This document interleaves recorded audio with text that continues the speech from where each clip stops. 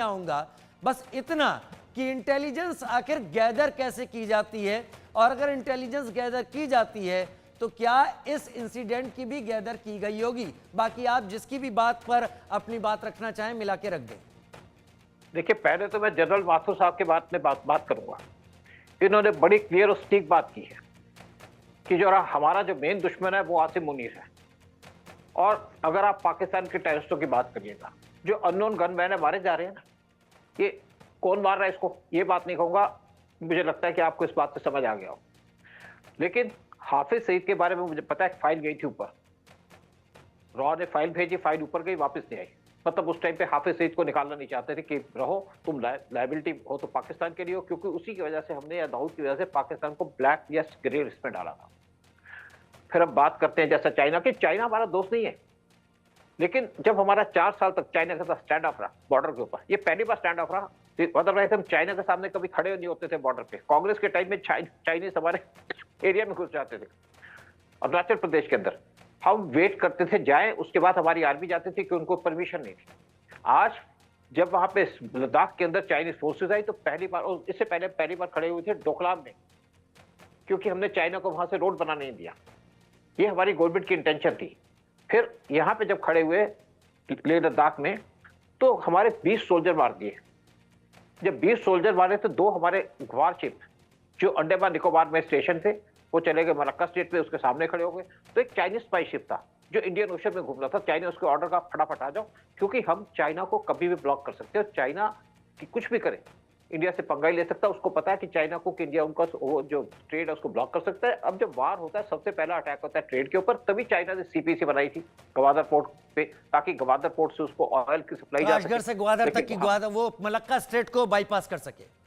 जी, वही पास करना चाहता। और मैंने जैसे आपसे कहा कि जो डोकम पोर्ट है ओमान का, वहां पे हमारे नेवल बेसिस फोर्सेज है। लक्षद्वीप पे जब मालदीव पड़ा हो तो लक्षद्वीप पे हमने नेवल बेस बना ली और बड़े शोर से मचाई। एयरक्राफ्ट कैरियर गए तो वहां पे हमने पूरा अनाउंस किया। क्या इस अटैक की कोई इंटेलिजेंस गैदरिंग हुई सर? देखिए, मैं समझता हूं, देखिए इसको बहुत इजी है ब्लेम करना, क्योंकि मैं रहा हूं, मैं इसी जगह में गया हूं। मैं गया था एक साल, पिछले साल यहाँ पे। देखिए, हर एक जगह आप पुलिस नहीं खड़ी कर सकते। ये तो नहीं है कि जंगलों के अंदर आपके आर्मी के लोग खड़े हो जाएंगे। आर्मी डिप्लॉयड होती है, लेकिन कई जगह मिस हो जाती है। मुझे लगता है कि इसके अंदर जो मेन काम था या रिस्पॉन्सिबिलिटी थी वो थी लोकल गवर्नमेंट की। क्योंकि मैं जब गया यहाँ पे पहलगाम में, तो वहां पे पुलिस ने दिखी मुझे। स्पेशली मैं ऊपर तक गया था, लेकिन कोई पुलिस नहीं थी वहां पे। जो आपकी जो सिटी है, वहां पे सीआरपीएफ के लोग खड़े थे। मैंने उनसे बात की, कहीं उसकी आदत भी है इंटेलिजेंस के होने की वजह से भी, आप क्या है क्या नहीं, सारी बातें गैदर की। कहते हैं जी यहाँ पे जो है ना, टूरिस्ट पे अटैक नहीं करते। शायद उनके झांसे में हम आ गए और ये हम समझ नहीं पाए कि आसिम मुनीर इस टाइप का काम करेंगे। लेकिन आसिम मुनीर एक चीज में सक्सेस हो गए कि जो हमारी डेवलपमेंट हो रही थी कश्मीर के अंदर, उसको वो रोक पाए। टूरिस्ट जाने बंद हो रहे हैं, लेकिन इसका बदला, मैंने जैसे कहा कि हमारी बहुत सी बेसिस हैं, हमारी बड़ी प्रेजेंस है वर्ल्ड के अंदर। और देखिए, एक और बात कहूंगा, चाइना के मिराज एयरक्राफ्ट हैं जो उनको फ्रांस ने दिए थे, लेकिन वो उनके लिए इनको स्पेयर पार्ट चाहते थे। हमारे इतनी आजकल से है कि हमने फ्रांस को कहा, फ्रांस ने उनको स्पेयर पार्ट नहीं दिए।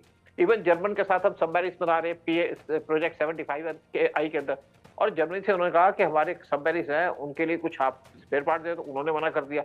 दूसरी तरफ इनको बैटरीज की जरूरत थी सबमरीन के लिए, ये ग्रीस में चले गए कि आप हमें दे दो। तो इंडिया ने ग्रीस से भी कह दिया, हमारा दोस्त है, उनको वहां से भी सामान नहीं मिला।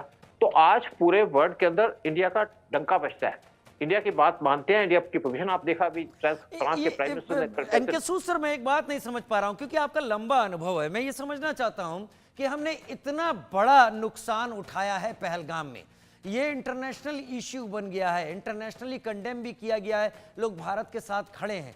हम इसे इंटेलिजेंस फेलियर क्यों ना माने सर?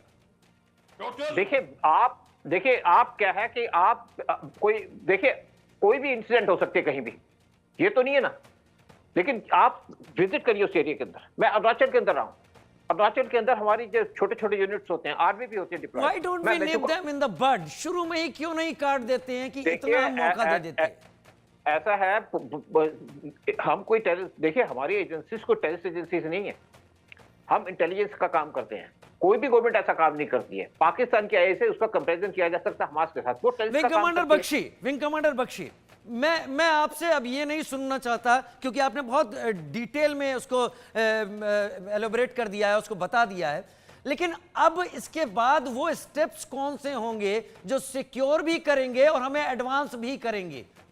बिल्कुल ठीक है राजीव। देखिए ऐसा है, सबसे पहले ये क्लैरिफाई कर दूं, जिस सिचुएशन में इंडिया पहुंचा है वो अद्वितीय है। इतने छोटे से टाइम में we have become so strong. बिल्कुल ठीक है, हमने 7 हाइट्स ली चाइना से, उसका मुंह की खानी पड़ी। हमने चाइना से कैलाश हाइट्स ली, बिल्कुल नहीं हमने, मैं कह रहा हूं। पर अब लेनी शुरू करी है, 40 साल पहले क्यों नहीं किया, ये मैं कहने की कोशिश कर रहा हूं। जो पहले जो हुई उसका हम खामियाजा भुगत रहे हैं। अब आई बात है हमें क्या स्टेप लेने चाहिए। सबसे बड़ी प्रॉब्लम है स्लीपर सेल्स जो जम्मू एंड कश्मीर में हैं। वो पाकिस्तान आर्मी को मदद कर रहे हैं।